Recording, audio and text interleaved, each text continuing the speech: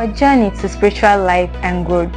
Day 21, Friday, March 28, 2025. Take a personal retreat.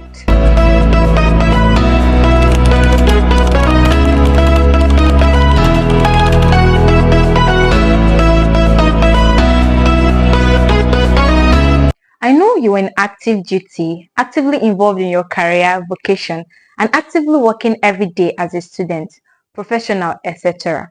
But once in a while, map out time to go on a personal retreat in a quiet place, a monastery, a chapel, a pastoral center, or a natural peaceful environment. The goal is take time to be all alone by yourself. It's a good time for recollection, solitude, and silence, and it's a great time for retreat.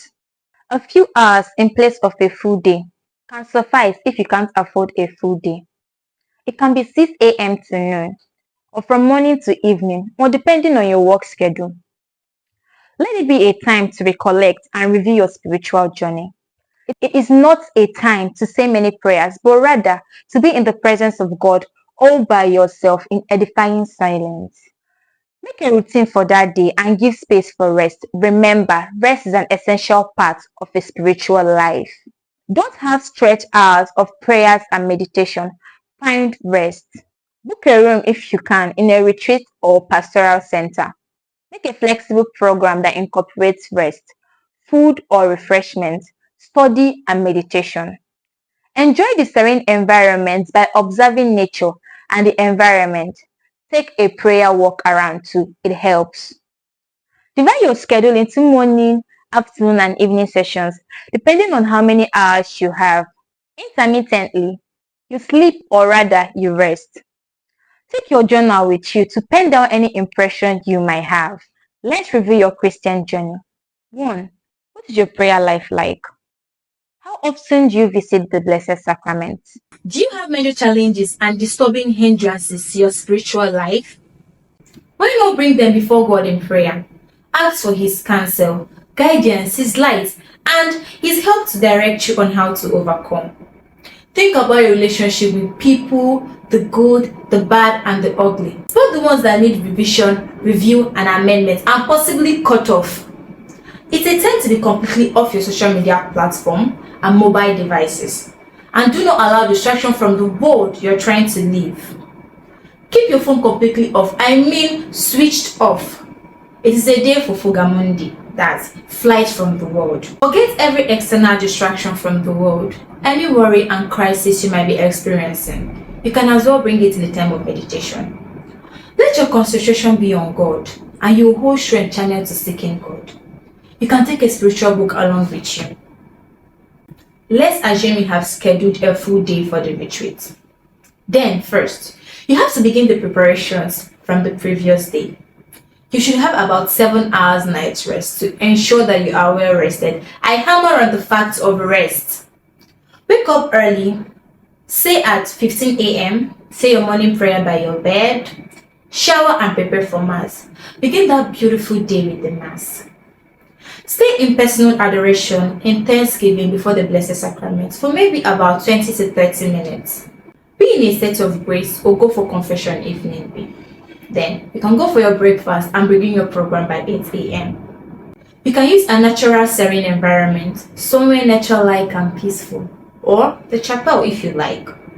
You can begin with your rosary if you like to. Get a Bible verse, read and study. You can as well read about the Passion of Christ from the Gospel accounts. Afterwards, you can meditate on the 14 stations of the course. Remember, we're in Lent. You would have by now spent the first 2 hours of this meditation on the 14 stations of the course. Meditation on the Passion of Christ throws light to the dark and grey areas of your life where God wants to touch you. For God is light, and in Him there is no darkness at all. 1 John chapter 1 verse 5. Immediately after your meditation, right there, you can take a relaxing rest in the presence of God. Keep your mind focused on God to gain more strength. When you are done, read a spiritual text or spiritual book, say for 1 hour, after which you say your afternoon prayer, with your mind still focused on God. That is the goal. Go back to your room, rest, eat lunch, and take a siesta. You may be worried that you're sleeping too much, but rest is an important part of the spiritual journey. Meditate and review your spiritual life, your prayer life. How effective your days of prayer or fasting have been. You need to see where you can leverage. Take notes if need be in your prayer journal. This activity should last 2 hours and possibly extend towards the evening. Do a prayer walk. Reflect on the beauty of nature as you walk around. Say the litany of the saints or implore your guardian angels. Take your evening shower. When you're done, say your evening prayer and then eat your dinner. Afterwards, do your daily examination of conscience. We've talked about that. Check how you've lived your day and say your night prayer. Make a plan on executing the decisions made during the day. Do a little study before you go to bed. This, my friends, is just a guide. The rule is not to make your retreat a strict one. Bodily rest is an essential part of retreat. In the whole day, silence is the key. I do not talk to anyone except you must. This is the reason you left your acclimatized environment to an unfamiliar environment with recollective silence. You can plan your schedule as you want, but involve enough rest. Emphasis on rest. Would you want to give this a try then? Thank you for watching. See you tomorrow in the next episode. Bye!